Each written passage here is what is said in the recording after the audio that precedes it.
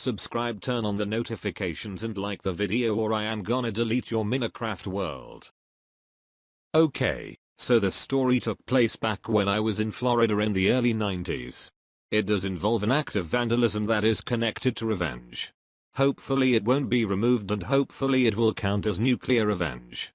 Anyway, South Florida was devastated by Hurricane Andrew and my dad, as part of a local charity, was set up day after day at a local market seeking donations from shoppers to give to food banks. You have to understand this storm left many people homeless and without power in some cases for 6+ months in Florida heat and humidity. My father was legally disabled from a serious car accident. He was hit by a drunk driver in the early 80s and suffered from relentless hip and back problems. It never killed his heart or kindness to others, hence the charity work. One day he was about to pull into the disabled space at the local market to go buy a few items to donate to the hurricane charity.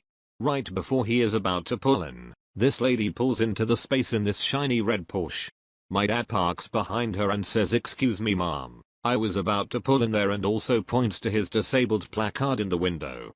She says to him, "PFFT, you don't look disabled," and proceeded to walk into the store.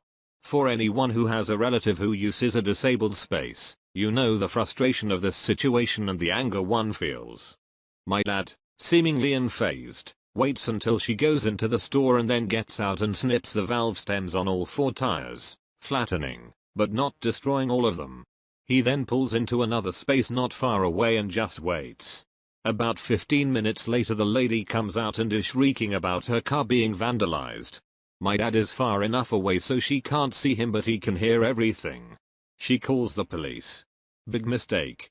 She files a report for vandalism, and the police give her a ticket for being parked in the disabled space with no placard, about $250 at the time. The cops leave and she calls a tow truck.